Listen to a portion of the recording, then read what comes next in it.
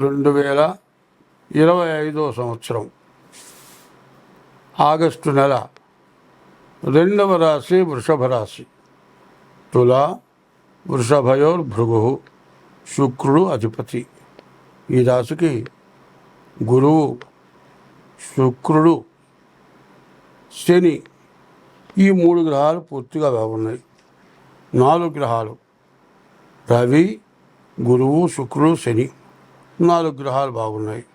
బాగుండని గ్రహాలు లెక్కేసుకుంటే రాహువు, బుధుడు, కేతువు, మరి కుజుడు కూడా బాగలేరు. మరి ఈ రాశి వాళ్ళకి 4 గ్రహాలు బాగాలేవు, 4 గ్రహాలు బాగా ఉన్నాయి. కాబట్టి లాభ నష్టాలు సరి సమానంగా ఉన్నాయని చెప్పాలి. ఈ రాశి వాళ్ళు వాహనం కొనుక్కోవాలని ఎప్పటి నుంచో అనుకునేవాళ్ళు ఉన్నారు. మరి స్కూటీ కానీ, లేకపోతే ఏదైనా 4 వీలర్ కారు కానీ, ఏదైనా మోటార్కు సంబంధించినటువంటి వాహనం ఏదైనా కొనుక్కోవాలంటే ఇప్పుడు కొనుక్కోవడానికి బాగా మంచి సమయం.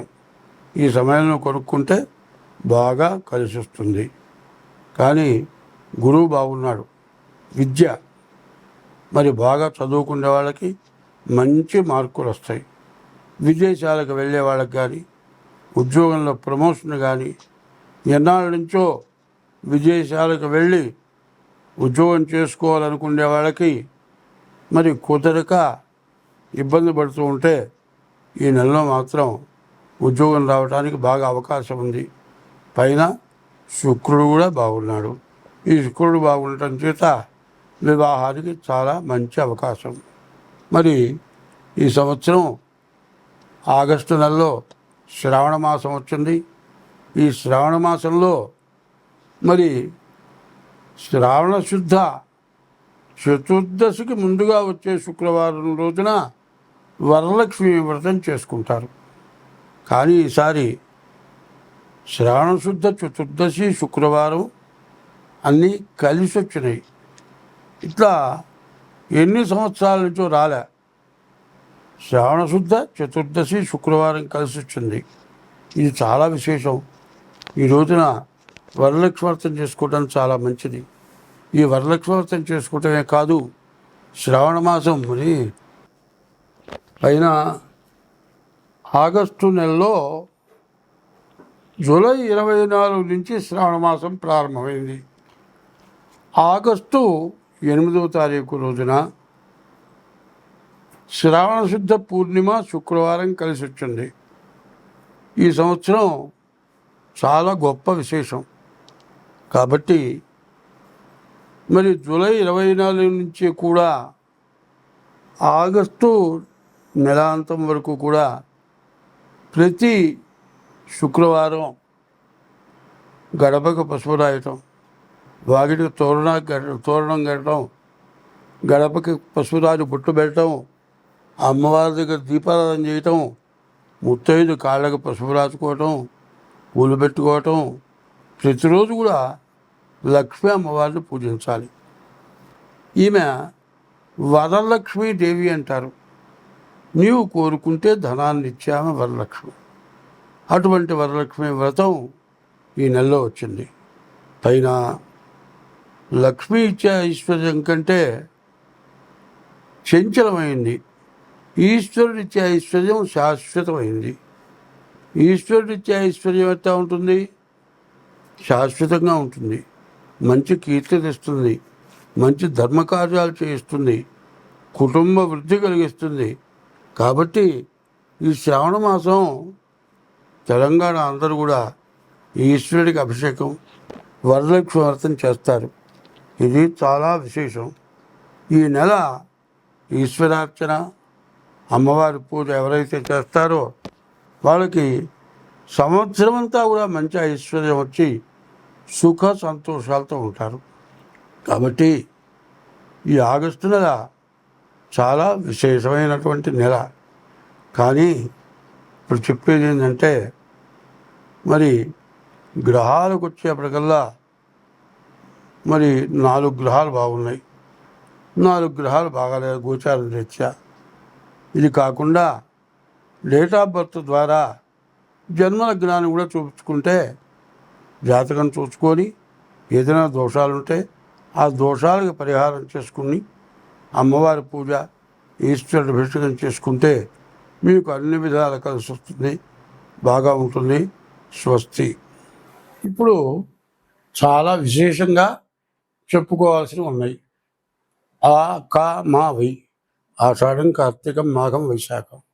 ఇవి చాలా విశేషమైన నెలలు.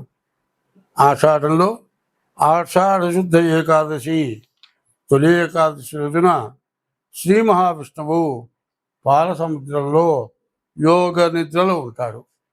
కార్తీక మాసంలో కార్తీక శుద్ధ ఏకాదశి రోజున తులసి వనంలో భూలోకంలోకి వస్తాడు. కాబట్టి ఈ నెలలు చాలా విశేషమైనవి. ఏమిటా అంటే ఆషాఢ మాసం, మరి తొలి ఏకాదశి, మరి చెట్లు చిగుర్చి బాగా మొక్కలు మొలిచే టైము.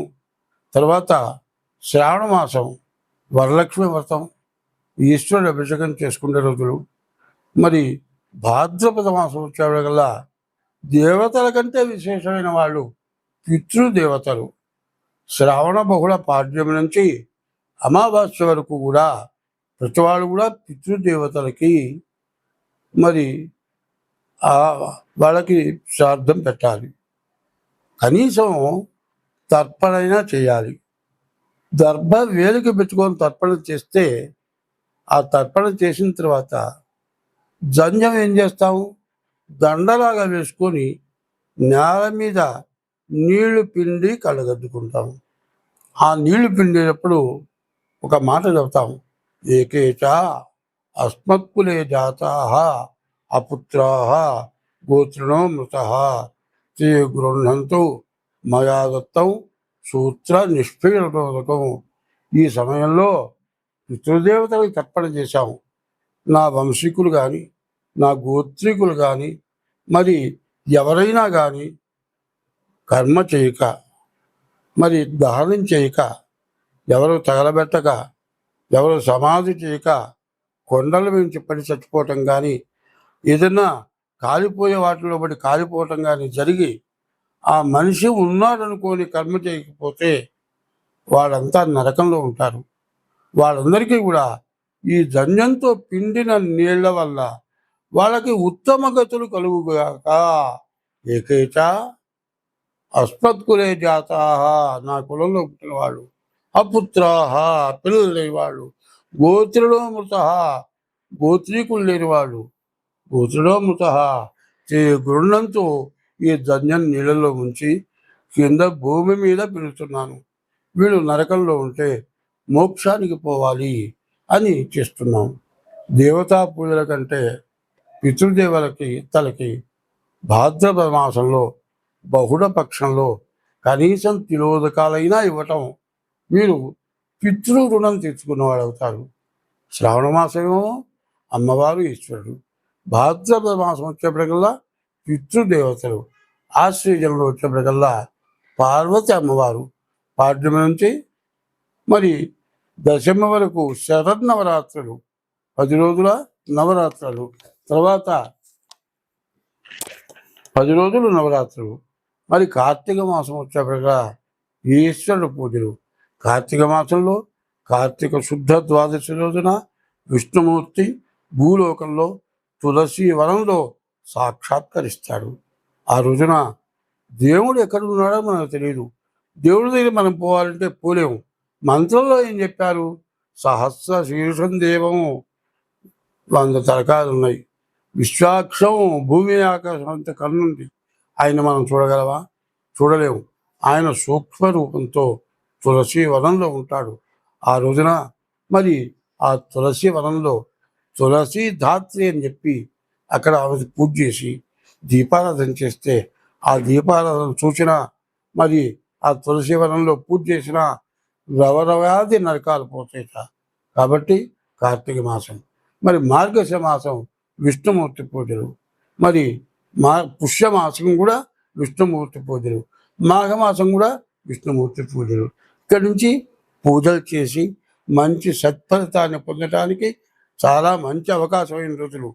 దీన్ని బాగా గుర్తుపెట్టుకొని అందరూ పాటించి మనకుండేటువంటి బాధలు, మనకుండేటువంటి గ్రహాల వల్ల వచ్చే బాధలు, మరి పాపగ్రహాలు ఎక్కువగా ఉండటం చేత రకరకాలైన బాధలు వస్తున్నాయి.